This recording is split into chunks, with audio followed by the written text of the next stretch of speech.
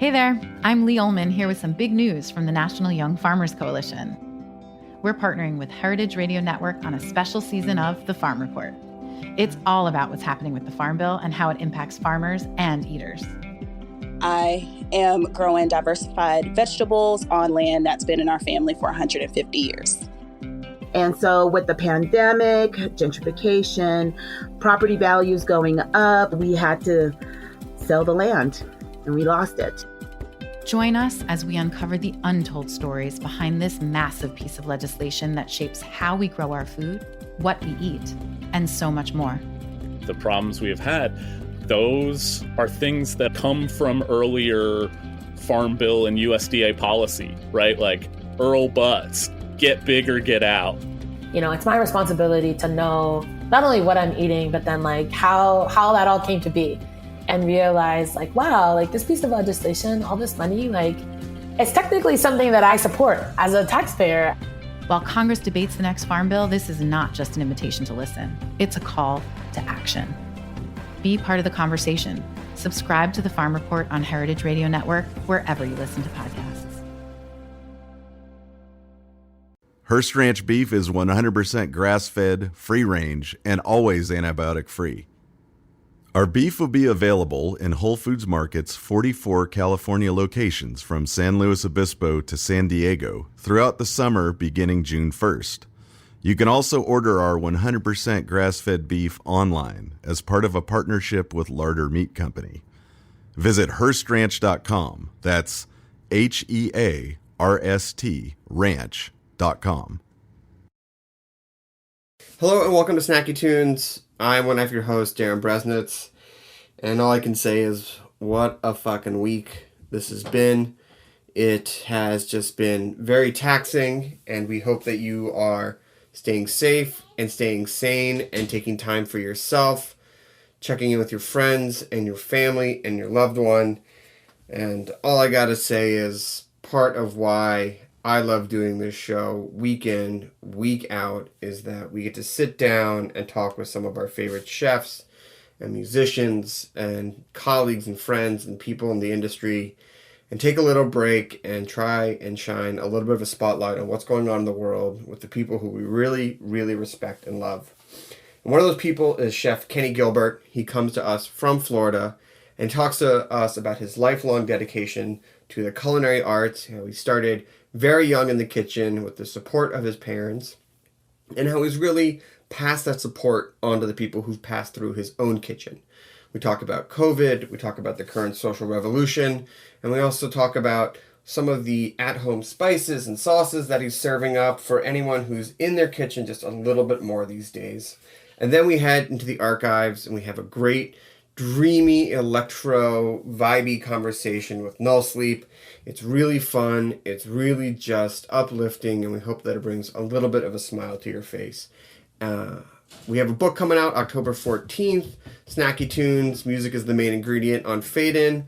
Please pre-order, support all the independent restaurants that are in the book. If you can, order out, take out, pick up, do what you can to support Congress, pass the HEROES Act, and everyone vote, vote, vote, vote, vote. Our lives depend on it. This is the most important election we've ever lived through. So much is on the line. Get your plan, get action, and get the word out. Do not get distracted by all the noise. Just vote. So please sit back, relax, and enjoy some Snacky Tunes here on heritageradionetwork.org. We talk about food, we talk about music, with musical dudes, finger on the pulse, Snacky Tunes.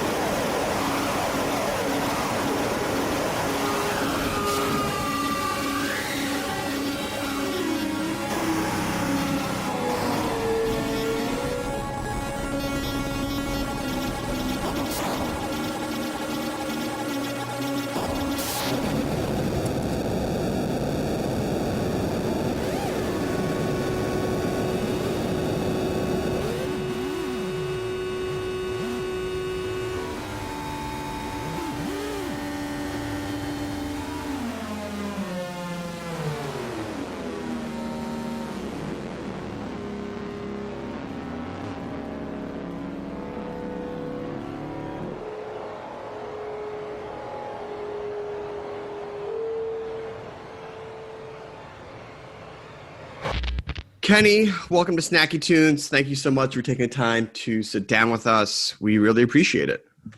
Yeah, thanks for having me. So, a lot of the national restaurant spotlight has been on cities and states like New York and California, Portland, etc. And I know that you are in Florida. So could you give us a little bit of a background or shine a little spotlight on what's going on in your neck of the woods? I mean, in our area, pretty much the same like everywhere else. I mean, we opened up in Jack's Beach, our bars earlier than anybody else. And then we got dinged on that like a week later. There was like 300 cases after people went out to some of these bars. Then they shut us down And basically over the last several months, there's been absolutely no bar activity whatsoever. And they just now released it as of this week where bars can operate at 50%.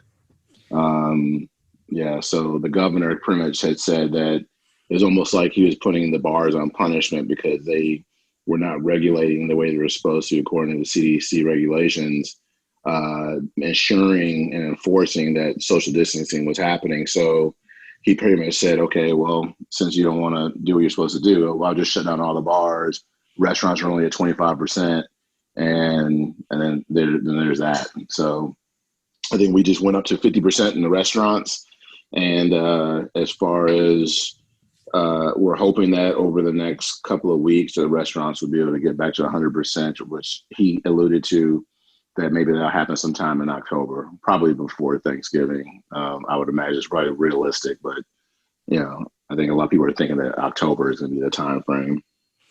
It's so interesting that restaurants and bars have had to carry so much of the brunt of the blame for COVID, when at many times, at least at a state level or even a federal level, there hasn't been really clear regulation and your businesses cannot operate remotely. How have you felt, or how have you dealt, or how are you dealing with this constant back and forth, especially when you're supposed to be shouldering the blame for the spread when it's not really all on your shoulders? Well, me in particular, I closed down my restaurants in search of opening a larger restaurant in somewhere in Florida, and then we decided that we were going to open in Raleigh.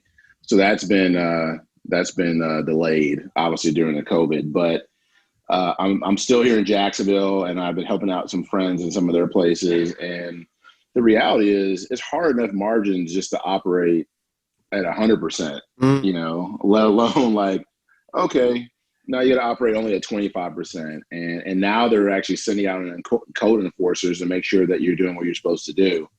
And it's crazy because at the end of the day, it's the individual's responsibility to make sure they wear a mask, and it's like, do we decide that we're going to open up and just provide only takeout? If we do dine-in, are we doing dine-in properly? How are we going to enforce, the craziness when you have like all of a sudden 100 people just show up and they want to come in and eat, and you have the tables, but now you got to block them off. I mean, it's a lot of pressure for the restaurants when you kind of like have this herd of cattle that just kind of just show up and you got to deal with it. So a lot of my friends have like 50% of them have reopened and are social distancing. Actually pretty well. I've been going out and frequenting all kind of restaurants to show support. And then there's others that just said, forget it, we're only going to do curbside takeout because they don't want to even bring back the labor at this point, because they know if they do, then all of a sudden it's like, all right, well, we're only at 25%. How are we going to actually even be able to do what we're supposed to do? People are already impatient as it is. And if you're not a chain like a Cheesecake Factory or PF Chain or something like that, the likelihood that someone is going to be sitting, at least in Jacksonville, the likelihood of someone standing in line or waiting around for a long period of time when you're supposed to be socially distancing as it is not very likely, But some people just don't give a shit. They're just going out and doing whatever you want, and that's why you have such a huge division around. There's people like, oh, you're against my rights. I don't have to wear a mask. And it's just, just a lot of stupidity going on right now, and just lack of empathy as a whole. I mean, I think this could have been managed a lot better, as everyone I'm sure can attest to. But, people are just, like in the United States, we're the only place that basically hasn't gotten our shit together. My wife took me to Cabo for my birthday weekend, and there wasn't too many people there, but I would tell you from the entire experience, from the time we got to the airport, traveled through the airport on the flights, and then landed in Cabo, the entire experience, the whole time we were there, was to me almost like flawless in terms of the execution of higher sanitation standards, people wearing masks, mean, even the drug peddlers that were in some of the areas, they had freaking masks on. Like, oh, you want some weed? You want some blow? Like, I'm like, dude, we got on my face. Like, are you kidding me? Like, but they had it dialed in, man. I mean, and I just think that people just need to sit back, because right now it's very traumatic. I mean, just like you guys are dealing with fires out there, it's like the hurricanes that we usually deal with over here on the East Coast. You have that risk factor all the time, but all of a sudden it's like you're putting all your heart and soul into something, and then all of a sudden it could be gone just because of an act of God situation. But then we're crazy enough to keep doing it because we have this thing in us about serving. And even when it's tough times, people always come to the restaurateurs and say, hey, can you help us out with this charity? Can you help us out with this? Yeah, we're like, oh, sure, we'll do it. We'll do it because we're looking at feeding our community. And then now, when we really need the community to be supportive and not give us any shit, about how we're, doing certain things and not getting frustrated, it should be like, you know what? The entire world is in this together, and we should be helping each other to get out of it versus being divided. It's interesting that you keep talking about support and being part of a community. And that's something that I've noticed throughout your entire career and what I've actually seen in your history as a chef. I was reading about that you got into the kitchen really young and that your parents were really supportive of your cooking endeavor, which you have now transferred to chefs who work for you and other people in the community. What do you love about cooking? What have you always loved about cooking and the community and support it allows for you to give and receive? What I love in particular is the expression of joy on someone's face when we break bread.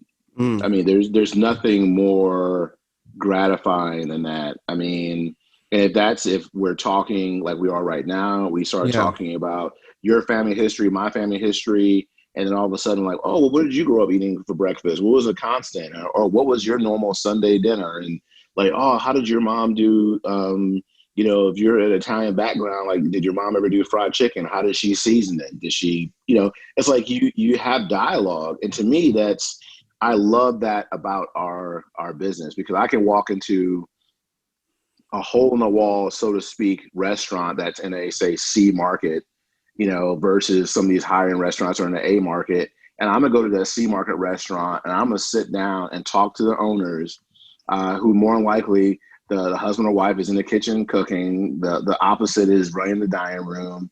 The cousin or the kids are servers and bussing and washing dishes, and they're bringing their cultural background to the community because they feel like that was missing in the area. And then to be able to sit down and break bread with someone from another culture, or even another idea or perspective, is what I love about it. And that's why I keep doing it. It's like kind of like being a glutton for punishment. It's like you know that it's hard. It's like it's hard. It's hard. Man, it's what's crazy right now is like all the restaurateurs out there that have been doing it for a long time, and then that might have 10, 15, 20, 30 units, whatever. Now they're expressing how hard it is and all the details and what it is how to make margins and everything. And it's like, yeah, that's been happening forever. Like, we don't do it. Like Michelle Bernstein was on a podcast not too long ago with Timon Ballou and Michael from Pirolo's down in Miami. And they're like, she's like, you know what? The margins are slim. She narrated it perfectly, exactly how it is. It's like, we get up every day because we want to basically, cook food for our families and our community. And that's why we do it. Yes, you do it because you have to make a living and you want to make money.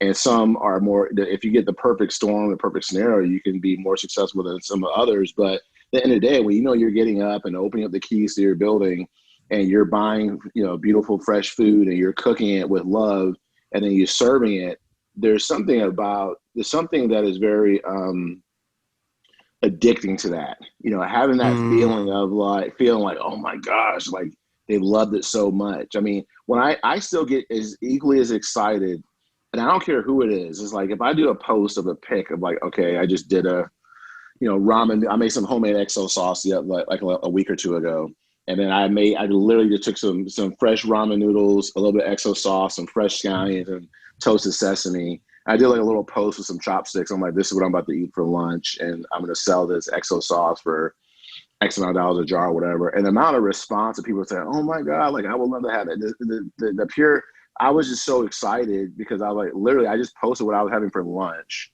And I was like, I want to be able to serve this to a bunch of people because it's so good to me. I want to be able to share that. And I want people to have the same emotion that I'm having from it. And if they don't, I want to learn why. Why don't they like it or whatever? You know, it's this vicious cycle of it's pleasing people.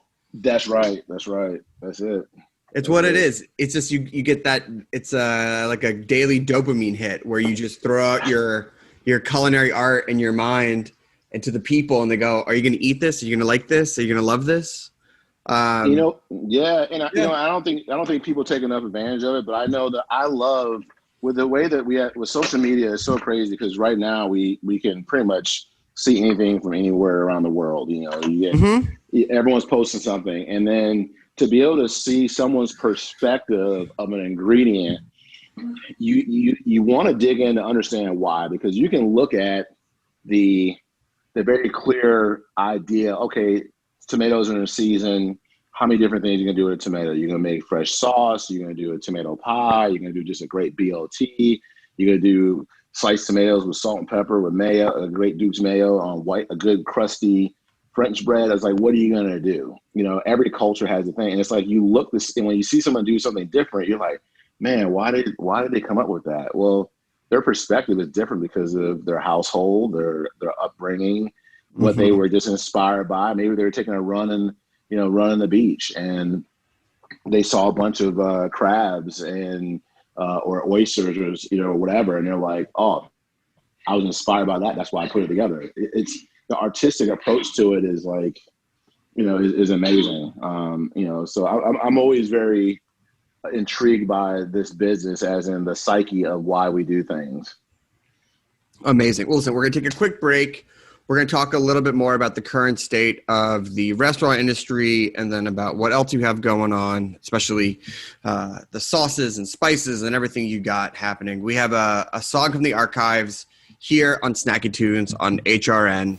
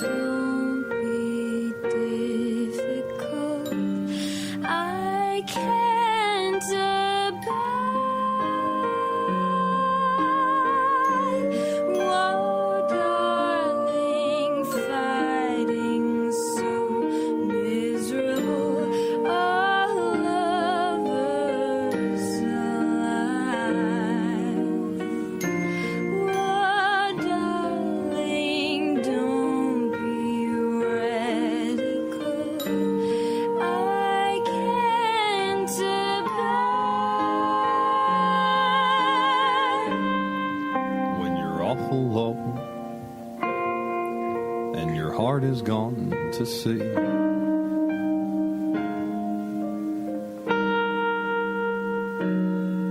Leave your lonely here with me. When you're awful low, abide with me. Oh, darling, I've been so miserable.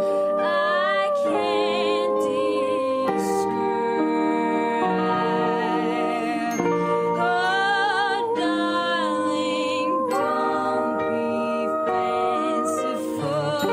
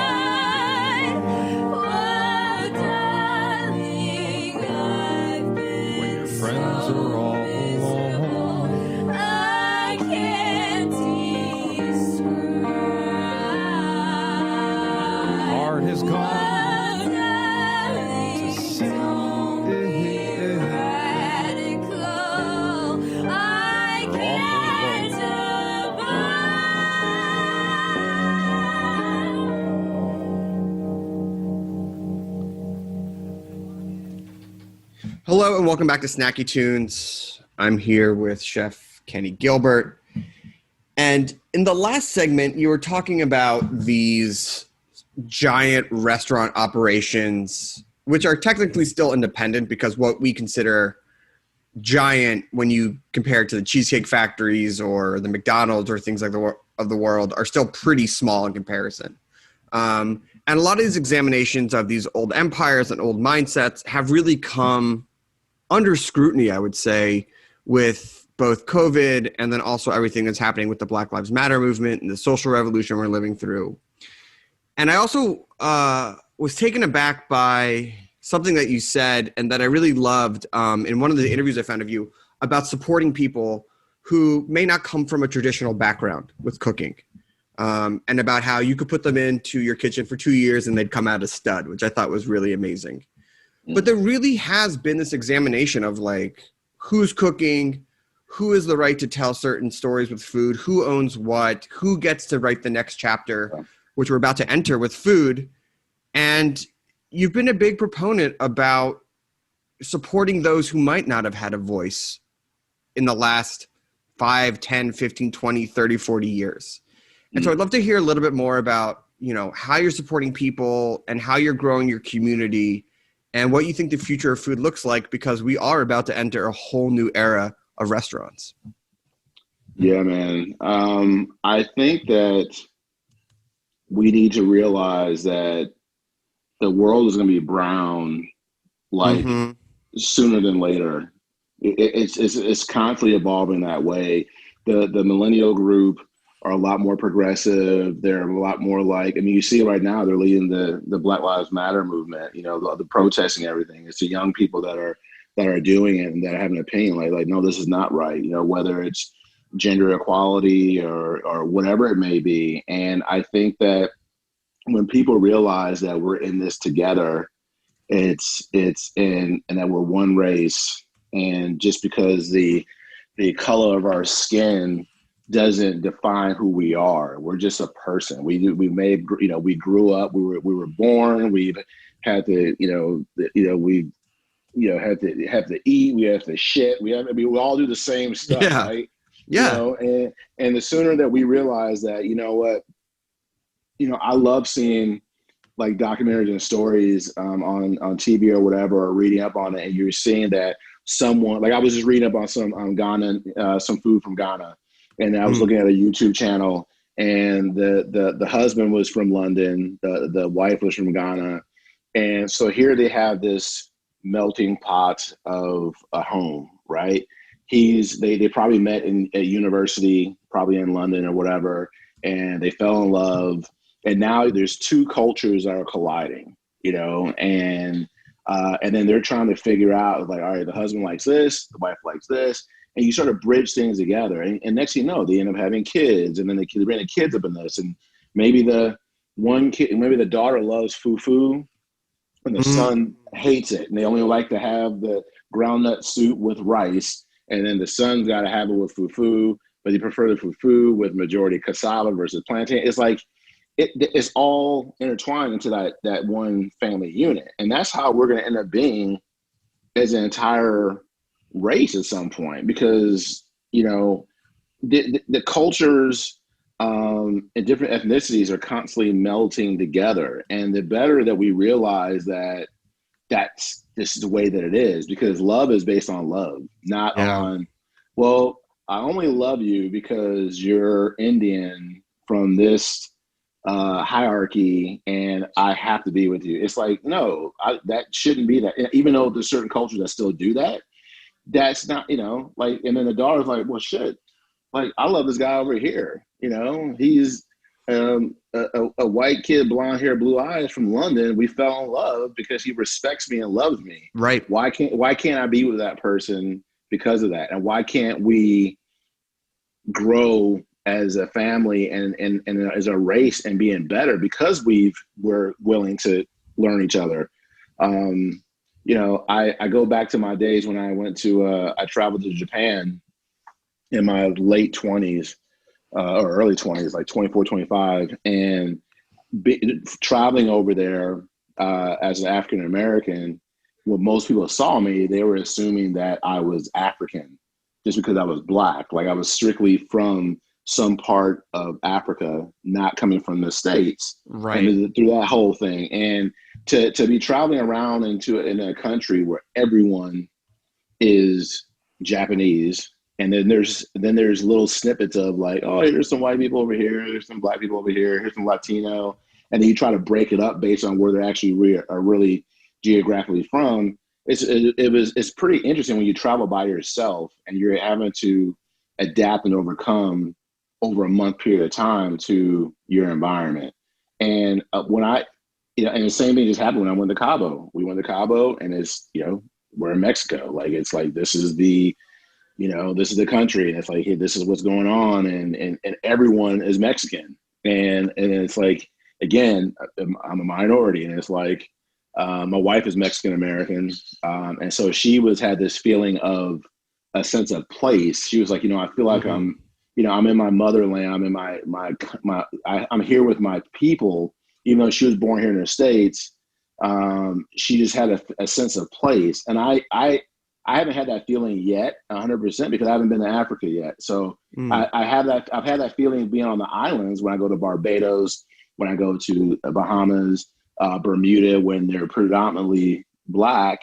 But at the same time, it's gonna be a lot different when I go to Africa, I feel, and I find out my lineage and exactly where I'm, what tribe I'm from and whatnot as we're going through this journey. But at the end of the day, I think people just need to realize that if you take the time to learn about somebody else, you realize that the only difference is really a lot of times is based on what we ate and how we, and certain traditions, how, respect is always going to be in everyone's household for the most part.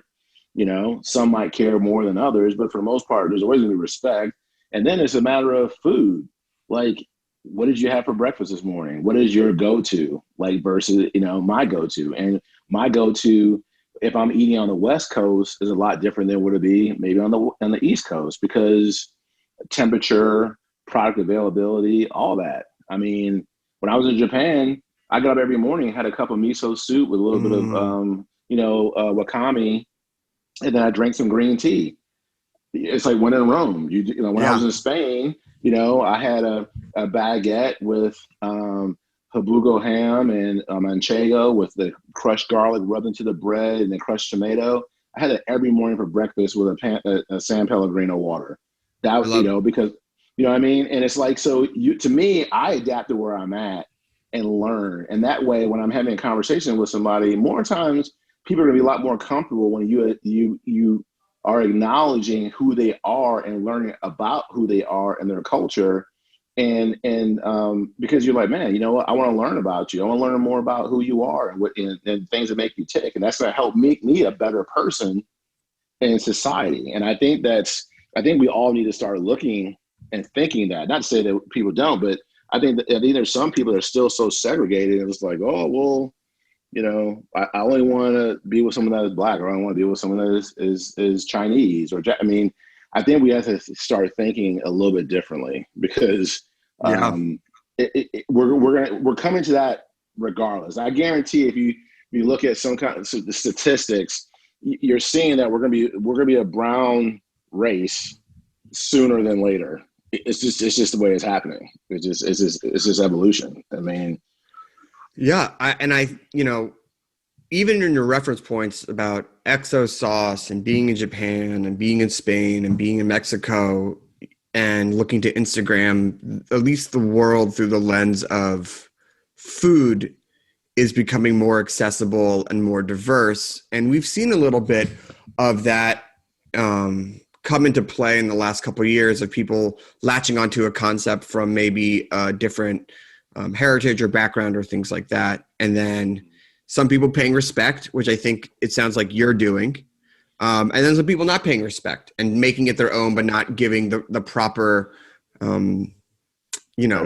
acknowledgement of where it comes from and the culture and things like that. And so as we start to see restaurants that are going to be born post-pandemic, I think you're going to see a lot of more of these singular concepts, right? Like someone who's from Barbados opening up, a type of restaurant that serves that food. Someone maybe from Ghana serving, that type of food. Maybe someone who's coming up from Cabo and doing their take on Mexican food and things like that. But it is going to be, I think, more singular in nature, more defined, and more personal. So where do you think you see restaurants going? Where do you hope to see it going? And how would you like to see the chefs opening restaurants representing the food they cook, whether it's from their heritage or not? Well, I think that you have to be smart based on because that's kind of a broad question, right? Because at the end of the day, you have to look at your demographics, right? Like you have to do your demographic research. Like if you came to Jacksonville and you went to the West Side area called Orange Park, it's one of the largest Filipino communities in the country reside in Orange Park because of the military, the naval base. A lot of them, military, they come over, nurses, doctors, whatever the case may be, and they just landed there in Orange Park for whatever reason. One of my best friends is from there, and he's Filipino.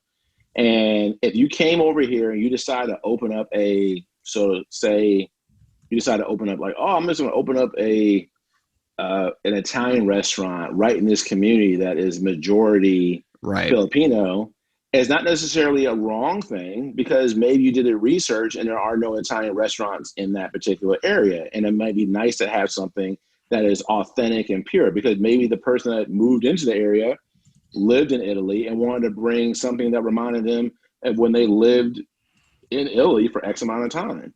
You know, that person may be Black. They may be German. They may not even be Italian. But guess what? They may have lived with somebody in an Italian family and learned the food in its purest form. And they came back and they said, well, I want to pay homage because I miss this food. I miss my family from back in Italy. And I want to be able to open this up here. And they tell a story.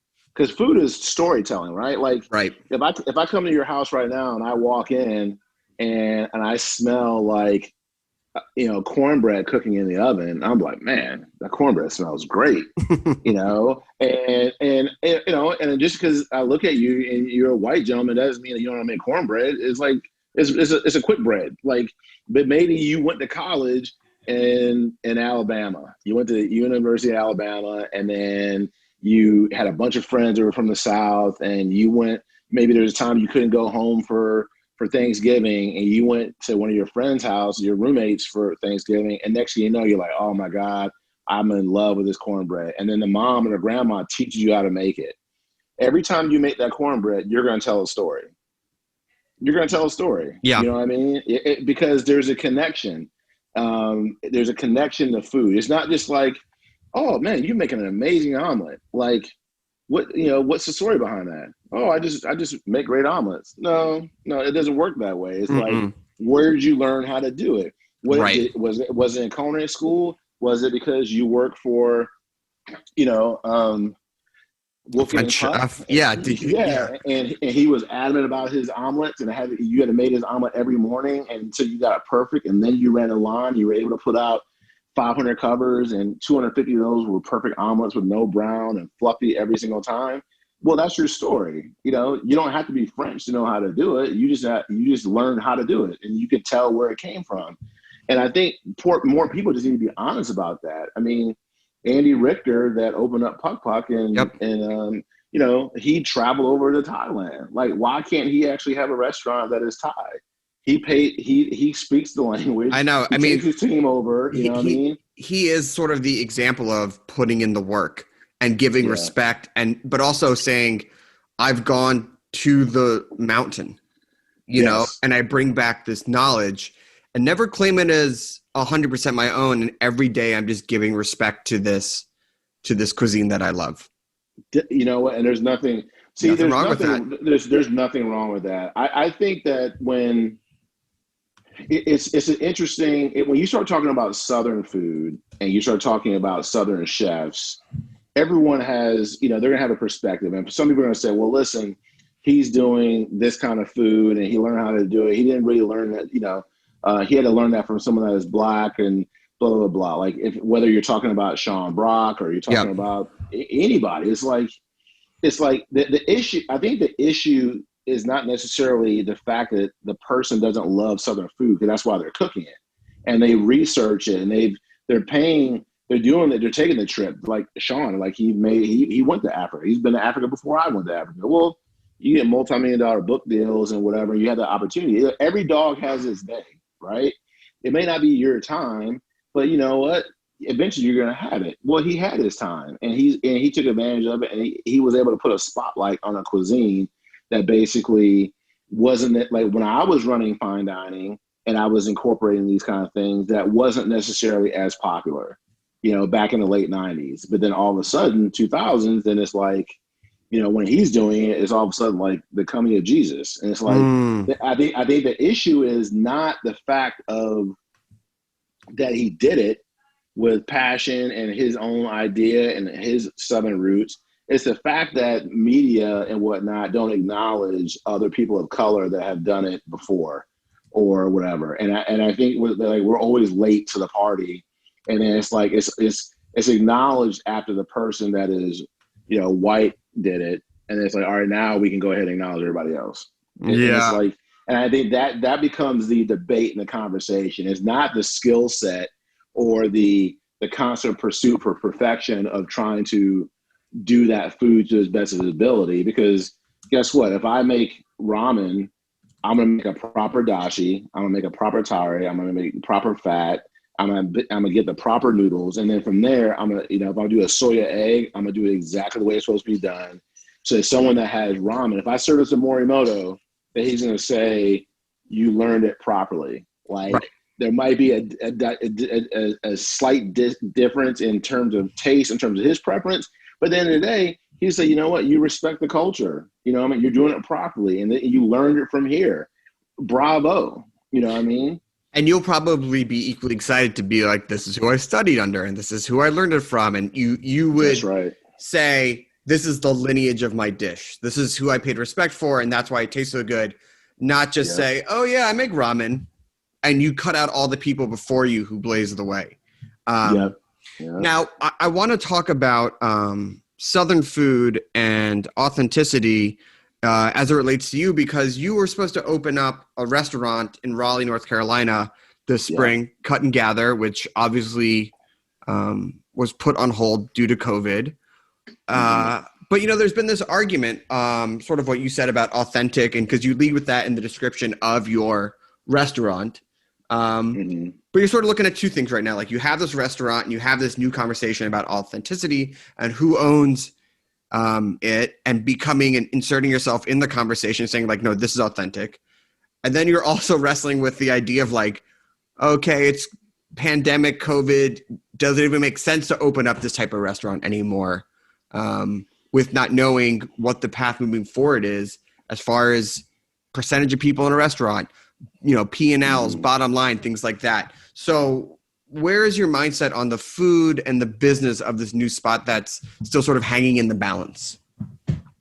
Well, ultimately, a lot of this is hanging on the governor and making a decision on how to reopen the state. So a lot of times that becomes the issue. Like I just saw a video, it's kind of like a rap video that someone that posted on Instagram, and the gentleman is rapping about how you really need to vote and pay attention to what is taking place, and your idea of who's actually doing things is not really the fact. Like he talked about, you want to focus in on your legislation, and the people that can get voted in and out every 2 years. That's what you need to be paying attention to, not the person that's the president that basically may have a final sign off, but the people that are putting it in front of them and saying, well, this is what we're doing because we voted the right person in. I think that, my take at this point is the same way as when I was looking at the restaurant concept. What is going to be, because you start thinking about like, oh, cool, it's creative food. I want to cook some good food. Then it's like, all right, well, what is the what is going to be recession proof? What is going to be a timeless concept? Not a one-off, like me saying, oh, I want to do like a barbecue ramen restaurant.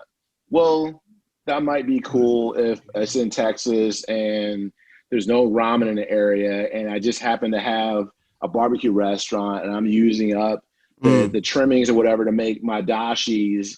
And Right. I mean, and I just came up with a concept like right now, like literally that would be really cool. You know what I mean? It's really cool. Every concept on the show, I get 10%. All good. The lawyer will send over the paperwork.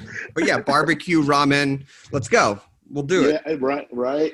But it's like, I always think about like, well, what's the timeless concept? Yeah. What do they want to eat in, January, February, March, like every month, like what is it? Like, what is going to keep them coming back? What are the craveable dishes? That's what I go for. So to me, the only variable right now is more so like getting the place built, finish building it out. Yeah. When are we going to be back at 100%? And even if we're back at 100%, that doesn't mean that everyone's going out immediately like that. So maybe you put your focus maybe on takeout and curbside, because more people are, the spike in that side of the business is huge because they still want to support their local restaurant. Yes. But they don't feel as comfortable going out. So like, well, I'll go ahead and I'll get the food delivered to my house. So I know that I'm still ordering out. I'll do that. Well, my thoughts have been like, has always been looking at of dine-in business, your lunch, your dinner. Are you open for breakfast? What's your late night program like? What's your takeout program like? What's your catering program like? You have all these questions. You try to put it all massage together, whether it's fast casual or a larger space. I don't think, my mindset is pretty much the same, except there's a higher emphasis on sanitation, looking at the flow of, I like kind of like the flow of the river when you talk about HACCP and the flowing river and what is the hazard analysis critical control points, like from the time you buy your food to the time it's served, what is that process with now the added CDC stuff? And a lot of it is making sure the food is prepared from someone that has gloves on, that's changed frequently, single-use gloves, and they have a mask on. Everything's still the proper temperature like it's supposed to be. And then the food should be covered. Like right now, think about, like, and I don't know how it is in California. I think you guys are still closed, but like here in Florida, if I go to McDonald's, right, this is an example. If I go to McDonald's, guess what? That's a timeless concept because they have drive-through. They don't care. They don't care about someone sitting in the dining room because they purposely designed the seats and everything in there to be uncomfortable anyway. They want to herd the cattle. It's like Chick-fil-A. They want to go through the drive-through, get in and get out. They know that however many cars is going to be X amount of dollars. Boom, boom, boom, boom. That's why some of these dining rooms are getting smaller. The chairs are more uncomfortable. They got like nobody in there. They just have kiosks now that you're starting to add that you can punch in your stuff. But guess what? When you get your food is covered. It's prepared. It's wrapped up. So when I get it, I know that someone prepared it with gloves. I had a mask on because that's what's required. And when I eat it, I'm not. Versus if I go to a restaurant, went to a restaurant last night, for example, and food is beautiful. Staff are in masks. Place is super clean. Everyone's social distancing. But just say hypothetically, I see where you're going. The food is coming out. Someone sneezes because they're sitting at the table they're eating. They sneeze into their arm, but they really miss. All those little droplets are flying all around. And then the food runner that is working at a good pace is carrying that plate that is not covered. There's no lid cover on it. And they just walk by and then they give it to that person from, they're in one area of the restaurant to all to the other. Well, that's the issue, is the food is not covered. Because, that's where you can actually have the cross, or you walk maybe a part of the dining room that they walk by the hostess stand. And guess what? There's 20, 30 people standing there waiting for a table. They're not socially distancing people from that's on a wait. You know what I mean? They're not like saying, well, go back to your car, sit there, and then let me page you when it comes time. So the restaurateurs are trying to manage this herd of cattle that just come in like, man, we got to serve all these people. right now they're waiting on their page or their buzzer to sit down. But guess what? And they're in masks, which is great. But what if that one person decides that, hey, I want to go get a drink from the bar? Well, they don't have to have their mask on if they're eating or drinking. Well, all right. Well, they're not at a table. They're standing there, and they could be somewhat social distant. But again, that one little hiccup, that could become the cross-contamination. So for me, I think that the covered takeout, I think upscale, fast casual, is going to be the way to go. Whereas, like, what do you guys have there in California? What was it called? Tender greens? Yep. Yeah. So if you go to a place like that, I mean, you get freaking your food served on, beautiful china from Steel Light, the craft series, but if you get it to go, it's packaged really nice to go. I think that if you eliminate the china part and you just have it in a to-go container, then you pretty much have things controlled. I think that's the mandated thing that should take place. But it's hard for someone that is like Crawford and Son and Raleigh. So Scott Crawford's a great chef. He decided, like, they're at 25%. He decided just to keep it at curbside. He's doing really well, at least staying afloat pretty well with it curbside. And the cool thing is, when you look at his plates going out, if he plates his food, it's not like because it's in a to-go container, they're just dumping it in a to-go container. Right. It looks like dog food. No, they plate it exactly the same way. So you can do beautiful, sexy food that's delicious and craveable and higher end in a to-go container. Because guess what? The plate, if I'm only plating on 4 inches in diameter on this 12-inch plate, I can do that same plate up in a 8-inch freaking to-go container. 100%. 100%. I mean? And then you just got to have the people keep it upright when they take it home. That's right. I want to make sure that we just hit one more thing before we wrap it up. But in addition to the restaurant, you also have sauces and spices that people can buy. And I want to know if the rise of people not going out and cooking at home has been a boon to having a little bit of chef help in the home with your ready to go sauces and spices, which, obviously no one wants to benefit or look at the positive of COVID and things like that. But it is a good lesson in diversifying your culinary business. Man, that's oh my God. To that point, it's so amazing because I would tell you this.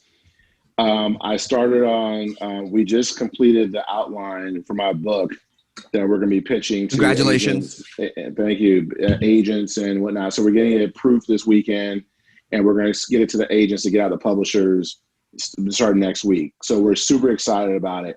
I would have not started on this book had I opened up Cut and Gather in Raleigh. I'd have been totally focused in only on Cut and Gather at Raleigh. I would not, in my spice line, which I've already have had for the last several years, I've been tweaking out the label. There's gonna be a big announcement coming here pretty soon. We're excited about it. Nice. And then it's like I would not have been able to put emphasis on that if Cut and Gather was open. The sauce line, I literally one day I was like, well, I'm gonna play around with sauce because I really want to get it to a co-packer. I found a co-packer. I made all my sauces. I did a post on my Instagram that literally just showed mason jars on each one of them. I talked about what they were. I sold $300 in spice and sauces literally within that next 10 minutes of people buying them. And then I started shipping them out. I'm talking about from Montana to Oregon to freaking California, Atlanta, Chicago, Cleveland, New England. I mean, and I was like, man, the goal is to diversify your platform. The goal is to make money while you're sleeping. You know what I mean? Like, I know. What can I create that someone's gonna say, wow, like, so the branding and everything is everything. So like my sauce, my spices, Chef Kenny's spice blends. I got 5 spices. Out of those 5 types of spices, I can literally cook you something from around the world that'll taste authentic, craveable, and delicious. Just because I know the blend of spices that make sense for that particular cuisine, and I know what are in those spices. So I'll be able to, so you can get 5 of these spices and be able to cook stuff from all around the world. I love that. And so to be able to put that in front of people and talk about that on, podcasts like this, or you do like a demo or, a video or some sort, and guess what people, and then all of a sudden, it's increasing. And then you sort of realize, all right, I need to work on this stuff, because you get an Amazon order, you get it set with Amazon, and then so you're like, well, every time I sell that, I'm making X amount of dollars per unit, and I don't have to do anything because all the work was done on the creative side. Yeah. So I'm not happy that the restaurant hasn't opened as of yet, but I'm taking lemons and I'm making lemonade, man. Like I'm the lemonade stand on every corner. I'm hustling and grinding every freaking day, because you have to. If you haven't created a new hustle during this, then you don't want to be successful. No, I mean, I won't make it about me at the end, but I've had that same thought, and I've definitely been like, I need to leave pandemic with X amount of new ideas, and also taking time to balance mental health and awareness, and not feeling that pressure that like, this is a time. I mean, this is a time of suffering. This is a time of like national and international trauma and suffering. And so like, if you don't have the personal space to create, but if you are available to have that time and space to create, then go make some lemonade. Well, listen, Kenny, chef, thank you so much. If people want to follow along, get some sauces, get some spices, keep their eyes open for, Cut and Gather or your other restaurants, where can they go? How can they follow along? If you go to chefkennygilbert.com, I'm pretty much right there. That's the main hub. You go to chefkennygilbert.com. It's Chef Kenny Gilbert on Instagram, Facebook, Chef Kenny G37 on Twitter. I pretty much feed everything through my Instagram. So if you follow me there, you pretty much get everything. But if you go to the website, again, chefkennygilbert.com, you'll see all the latest posts, everything that all the spices I'm selling. There'll be an announcement about my sauces here pretty soon. We'll have 5 sauces that we'll be launching. So right before the holidays, you'll be able to get some really cool gift sets, for people that like to cook, and with recipe cards and all kind of cool stuff. So yeah, that's it. Amazing. Well, thank you so much. We have another song from the archives and then a live performance from the archives here on HRN.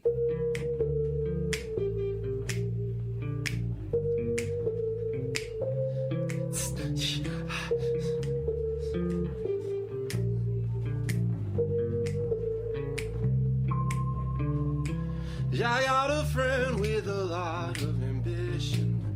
He don't got all the right education. He don't need anybody's permission. It's always alright on Saturday night. He's in love with a girl whose reputation is showing up alone without a boyfriend. And every time they miss their connection, 'cause he don't know she's ready to go. No.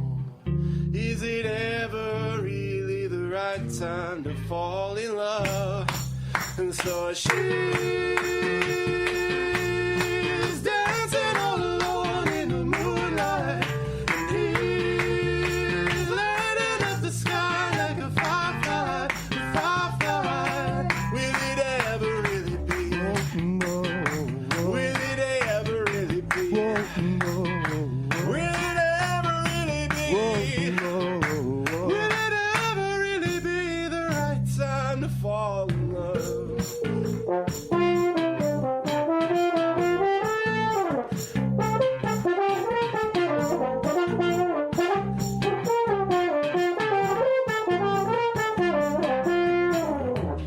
Then she smiles and she says that she's leaving.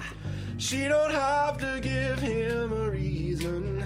There's no way that'll wait another season. He brought her in close and told her that most of all, is it ever really the right time to fall in love? And she's dancing all alone in the moonlight, and he's lighting up the sky like a firefly. Will it ever really be? No. Will it ever really be? No. Will it ever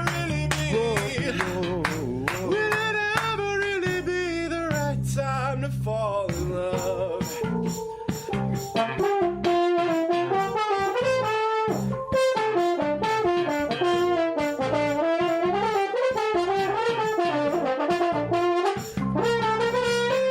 She's dancing all alone in the moonlight, and he's lighting up the sky like a firefly, a firefly. Will it ever really be? Will it ever really be? Will it ever really be? Will it ever really be the right time to fall in love?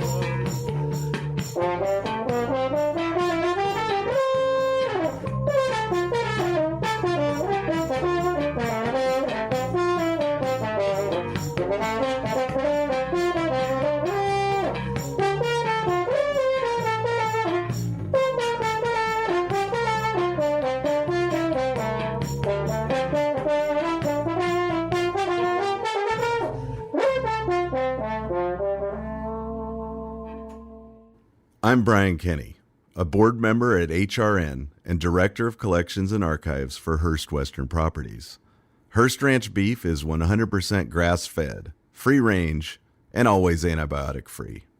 I recently recorded an episode of HRN on Tour with the division manager for Hearst Ranch, Roland Camacho. We talked about what makes Hearst Ranch unique. The business that you're running right now can run like this come what may. Still cattle. The seasons are going to be the seasons. They're, the type of cattle that we raise is going to be the same. The grasses are going to be the same. It's not going to be a bunch of track homes. It's going to be a ranch. And it's not going to be a bunch of track homes because Hearst Corporation, under the leadership of Stephen Hearst, put a conservation. Mm-hmm. So it will be a ranch forever. May not get much bigger. Right. But it probably will persist for a long time. In the modern era of business where the focus and the emphasis is entirely on growth all the time, how do you deal with that? We don't follow those norms. I mean, that same thought process you're talking about, it's still another train of thought along those same lines, is that you need to continue to diversify. Every time you reach that point of diminishing returns, you need to diversify your product to keep that growth curve going up. And what we're doing is the exact opposite. Right. We're going more simple. We're going back to the way things were, the way that cattle were intended to be raised, and we're keeping the ground static. So success for us is to be able to maintain. Our beef will be available in Whole Foods Market's 44 California locations from San Luis Obispo to San Diego throughout the summer beginning June 1st. You can also order our 100% grass-fed beef online as part of a partnership with Larder Meat Company. Visit HearstRanch.com. That's HEARST ranch.com. Jeremiah, welcome to Snacky Tunes. Thank you. Tell us, well, we know you're from New York, but tell us where No Sleep began. Where No Sleep began? Yeah. I guess it was when I did my undergrad at Columbia, and freshman year there is when I started writing music. I've been interested in electronic music for a long time, but that was when I started, and it was actually a direct result of having access for the first time in my life to high-speed internet and being able to download pirated software to make that music. And actually, the name Null Sleep was not originally like an artist name that I came up with. It was actually like the name that I used on IRC and when trading files with other people online. And then I just it became the name that I used as my online presence. And when I started releasing music, it just sort of carried over to that. Did you know how to write music before you had the software? No, the only musical training I had up to that point was I took like a few weeks of cello lessons when I was like in elementary school. Oh, the classic like, let's try this out. You're like, fuck this. Yeah, it was actually I don't know if any of you remember this movie called Electric Dreams, but it was a movie from the 80s about like a guy a guy who buys like a computer, and the computer has like an built-in AI, and then the computer and the guy both fall in love with the same woman who lives next door. And it's basically like a love triangle between the guy, the girl, and his computer. What year is this? Some early 80s, I think. And the soundtrack was amazing. It was like a bunch of electronic music, Giorgio Moroder, Human League. Wow. It's like one of those movies where like it tapped into this weird subculture. Yeah, it was, and the actual movie, the look of the whole movie is amazing because it looks like an Apple commercial from that time. There's like lots of shots that look very much like 80s like Apple branding. Amazing. But that actually was the reason why I took cello lessons, because there's a scene in the movie where like there's this amazing like duet between the computer that's writing this like crazy bleepy stuff and then the woman who's playing a cello, and I forget what piece it was, but it just sounded amazing, and I ended up taking cello lessons because of it, when really I misdirected myself. Right. I was supposed to make music that sounded like the computer, and that's what I'm doing now. Oh, that's pretty good. That's like how the way like hackers affect a lot of people like who had never heard of like techno, and they got hackers and they like, well, I'm going to dive into each track on the soundtrack. Yeah. Very much so. I think yours is a bit of a deeper dive. Deeper dive. Oh, who was in the movie? I actually don't. No like big names. Yeah. Like there were. I think the woman has been in some other things, but the male lead, I don't even remember from anything else. Has the music for the movie inspired your music? Yeah, I mean, in some ways, like Giorgio Moroder has been an influence ever since. Just like the sort of Italo disco sound and like heavy sort of synthesizer based music production. And yeah, same with Human League. But yeah, I've gone through a lot of different phases since I started writing music, so it's different things at different times. How would you define the current phase you're in? I don't know. It's a good question. Probably. I can't even put a label on it. That's like one of the hardest things I think you can ask a musician is like to label their own work. Should we just hear one? Let's hear one. Yeah. Okay. Let's do it. Do you have a name for this, or is it just... No, all the tracks that I'm going to play today are basically like brand new, so I don't even have titles for them. They haven't been recorded. Yeah. Oh, that new, not that old? Yeah. Cool. All right, well, this is, we'll just call it track 1, live on Snacky Tunes.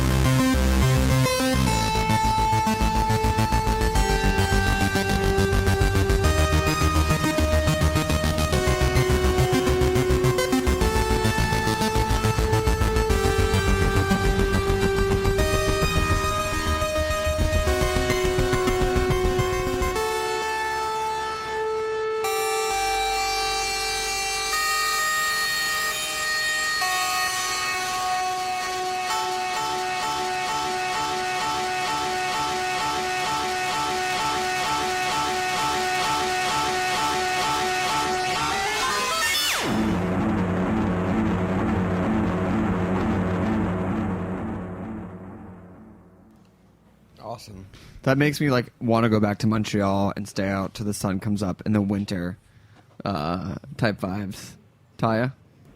I don't know. I'm having like a spiritual experience sitting here watching people eat at Roberta's, listening to that. Yeah, it's pretty awesome. We'll give you a second to sit back. Just prepping the next one. Yeah. Okay. We got time. It's internet radio. It's a little bit loose here. It's a little loose on a Sunday. Careful there. Well, that was great. Thank you. Where, besides, early 80s AI movies, where else do you draw your inspiration I really, before you get into that, I really hope you say nowhere. I wish that was like your one source. It's like, that's it. Yeah. I mean, that's definitely a big influence. Just like, I mean, the whole period of like technology during the 80s, the sort of emergence of the internet, the vision of like where that would lead at that, like the sort of extrapolation of what the future would be like based on like what was happening in the 80s is an interesting like sort of inspirational material to draw from. But I mean, also constantly influenced by like contemporary things going on, and like there's a lot of inspiration because the world is just so fucked right now. So it's like we basically are in like the dystopian future. We're in like a very interesting conglomeration of like a lot of the dystopian futures that were like shown to us in sci-fi when we were growing up, but like they're also like it's more complicated because we've kind of opted into those dystopian futures, and like we've gotten benefits out of some of these pieces of technology that are also like, I don't know, they're kind of like, I mean, they're kind of insidious in a way because like we do carry around cell phones everywhere we go, and I'll speak personally, they have hurt my memory for sure, and I feel very dependent on them because I feel like it's almost like a prosthetic that I need to get around and do things now because I just have grown so accustomed to using it. And then if you want to go further down, it's like they're also surveillance devices that, like, based on like the stuff that's come out recently thanks to Snowden, like we're carrying around surveillance devices like willingly at all times. Yeah. I always wondered that if, like, because of the way that sci-fi was written, our mom was an avid sci-fi reader, that, like, they prepped us to go into this, where it's, like that self-fulfilling prophecy. Like, oh, my God. How deep down the rabbit hole do you want to go right now? But I'm serious. Like, had they not written about... They're like, oh, my God, it all came true. And you're like, well, who do you think the scientists were reading when they were young and impressionable? And, like, then they made... It's like there's a lot of connections for the things that were, like, created based on what was written about, and I think that had other things been written about, that's what would have come true. Yeah. Although, just a point off of that, real quickly, William Gibson, who is sort of coined the word cyberspace, and one of the most prominent like cyberpunk sci-fi authors, he was asked like what he's like.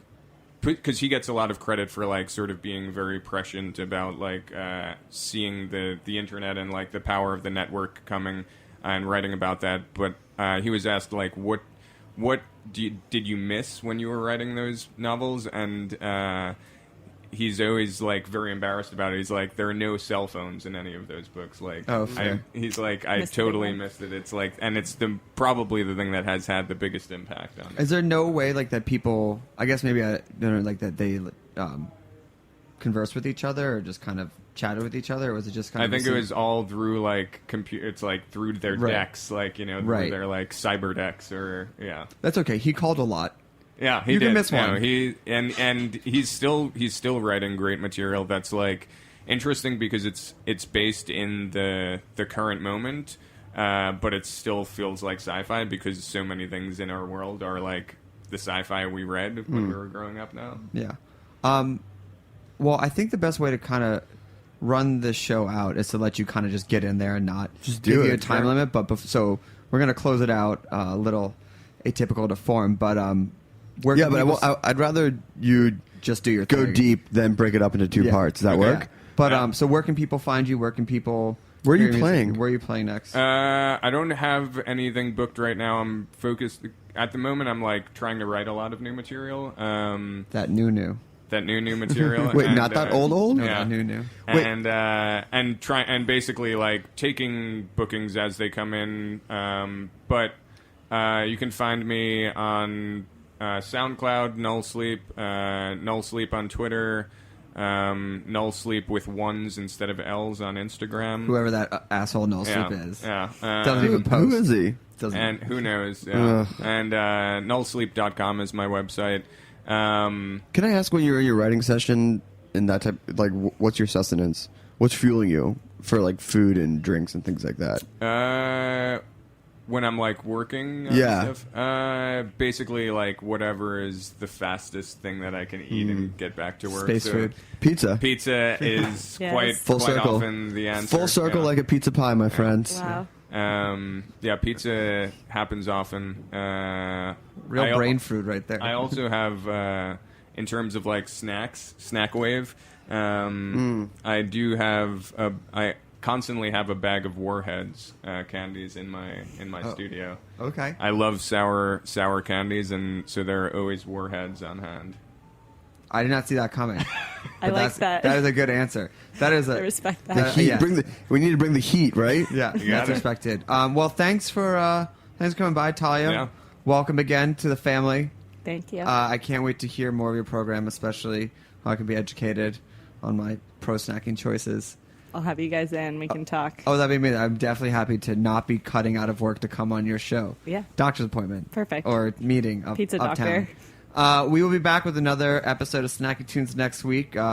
Please make sure to check out the Snacky Tunes Volume 5 live comp on the Heritage Radio Network. And if you haven't SoundCloud. yet become a donor to Heritage Radio Network, please become a donor, especially for the holiday season. Keeps the lights on, keeps the pizza coming. It's a great gift. All right. No Sleep, take us out. Take us out.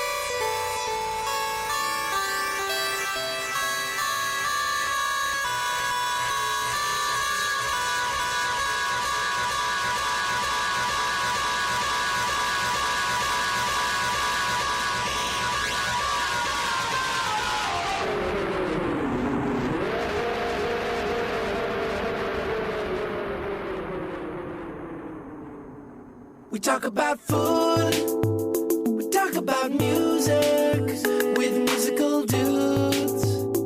Finger on the pulse, snacky tunes. This program is powered by Simplecast. Thanks for listening to Heritage Radio Network, food radio supported by you. For our freshest content and to hear about exclusive events, subscribe to our newsletter.